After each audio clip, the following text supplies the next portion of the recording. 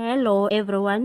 The ANC's National Executive Committee is expected to meet this weekend to discuss the deadlock with the Democratic Alliance over cabinet positions. A senior ANC insider has confirmed the meeting, saying there's frantic attempts to cool down tempers following the DA's list of demands.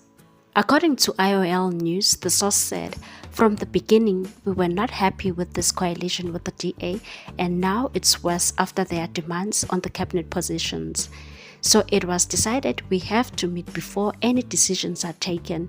We wanted to be consulted before any pronouncements are made in light of the DA's demands, which many of us felt was very entitled."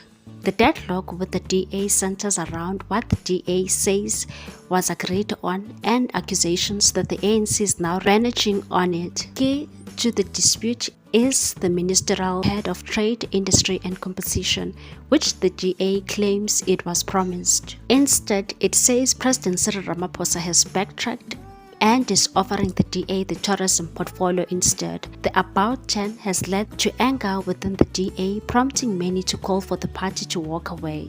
The DA source said, "The DA will have brought stability and greater oversight. The ANC acted in bad faith by not keeping to its word, so we are happy to walk away and continue sitting on the opposition benches as we've done for the past 30 years. The source also added that, "But Ramaphosa will then not expect any protection from us when there's a vote of no confidence in him or when the Phala Phala matter is raised."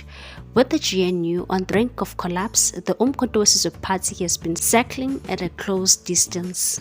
The MK senior official Muzi Jingila told the publication that, "You see, we warned about this.